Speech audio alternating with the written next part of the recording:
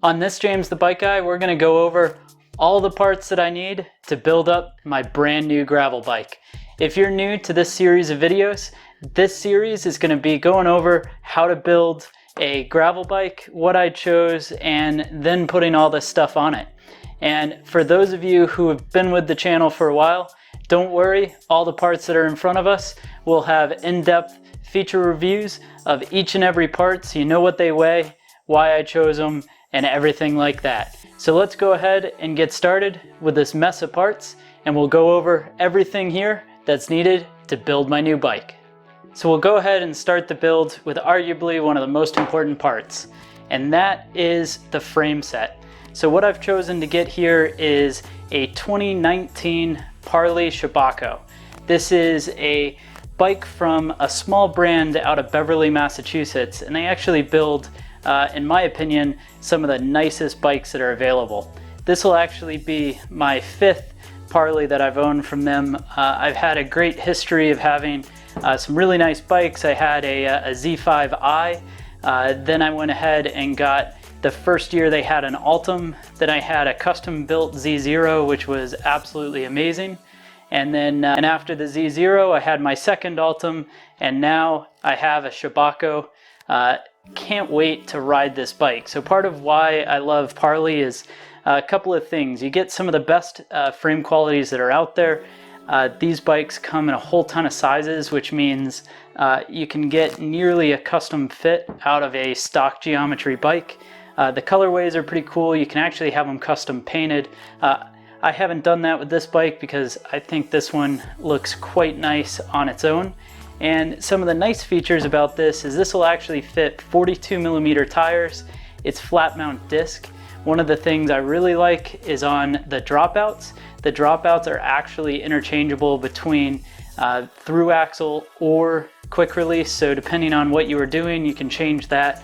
It's got fender mounts. The front derailleur mount can actually be pulled off of this, and then of course all internally routed.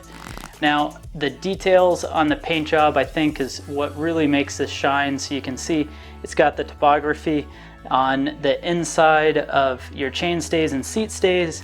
It's on the inside of the fork as well. This is a full carbon fork, through axle in the front, of course. And Chebacco is named after Chebacco Road, which is a road in Massachusetts, which is where they tested this on. In their minds, that was one of the most challenging, rough roads that are out there. And so really the bike was designed to be able to soak up the bumps, run big tires, and the geometry is not so wonky that you can actually put smaller tires on here and it'll feel like a really nice road bike. So that's the frame set that we're going with. So the next thing that's going to come up is, of course, wheels. So the wheels that I went ahead and chose are a Bontrager Aeolus Pro 3V because it's a very, very wide rim. It's carbon fiber. It's laced up here with 24 holes with bladed spokes, carbon rim, nice hubs. These hubs are 12 by 100 up front with center lock hubs. And then on the rear, it's going to be same idea, same rim, of course, but this actually has their 108 tooth engagement hub. So that means this is an incredibly high engaging hub. This is the same stuff that's on my mountain bikes. I've got a couple Bontrager carbon wheels on my mountain bikes, and they've been nothing but awesome. Now, of course, because you're seeing the SRAM Force right next to us, that meant that you had to get a XD Road free hub body. Is already available for these wheels, and it's going to be able to retain the 108 teeth of engagement. So I've got the Road free hub body here. Looks very, very nice, and this will actually pop right on so we can run the SRAM Force drivetrain. And that brings us to the drivetrain. So I've actually not even opened this up yet, so it's going to be really cool to do it with you on camera here. But basically, this is the new SRAM Force ETAP AXS. So that means it's the 12-speed drivetrain and it's wireless. Now, the reason I went with Force is I've owned Di2 6800. I had a bike with that. I have a 9100 road bike, my Altum, and then I've also had Ultegra Mechanical, and I just thought it was time for something new and different.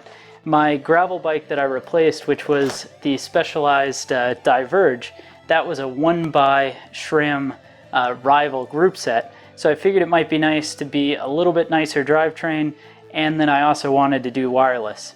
So the Force drivetrain, this is looking really nice. And then of course you're gonna have the front derailleur.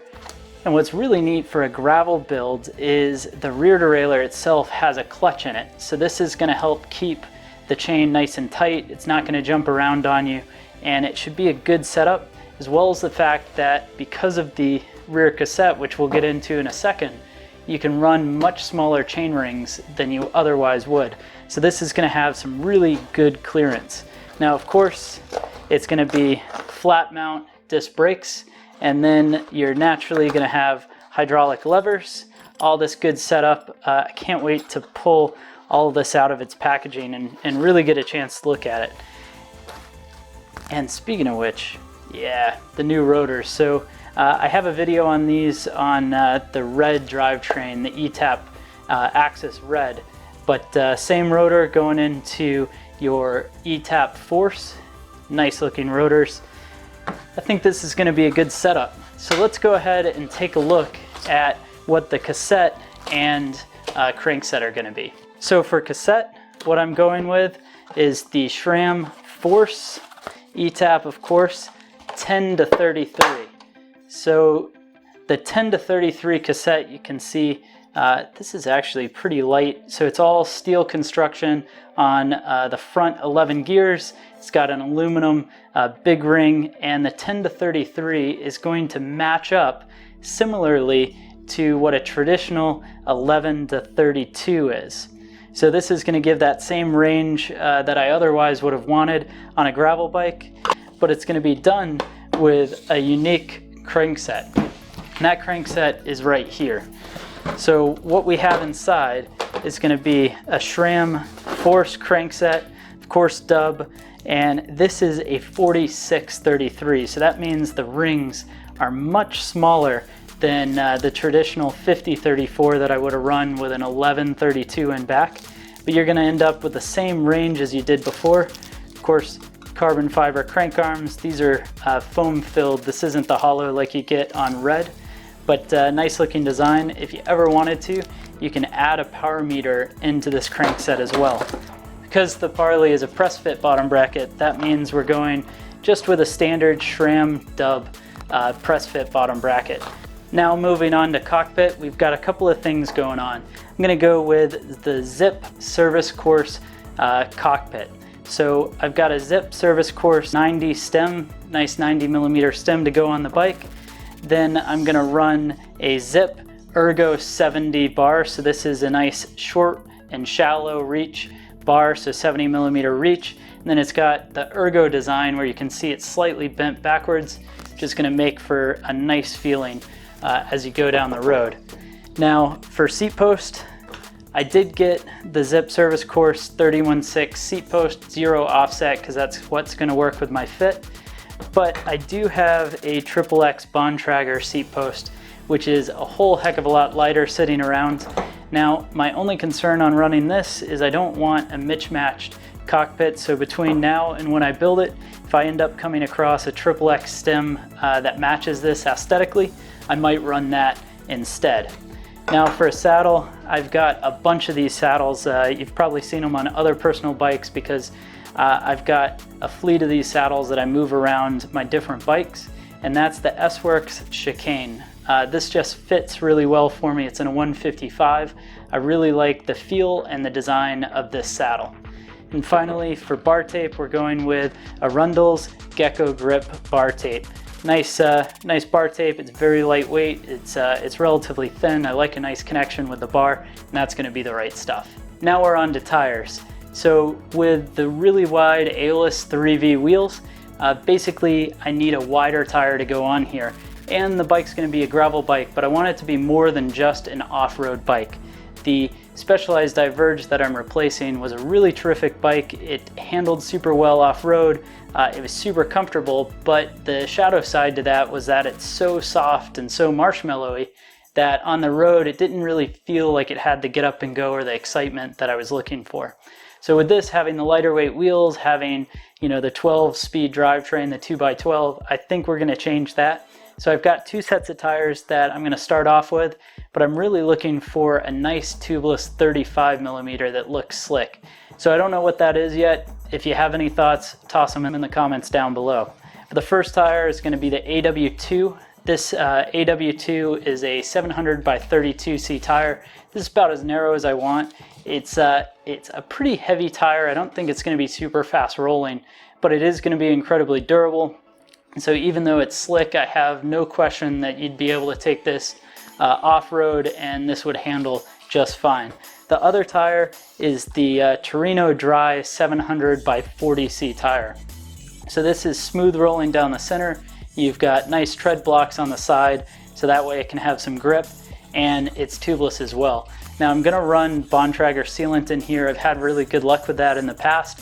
Plus it's going to set up well with the Bontrager Aeolus 3V wheels that I have.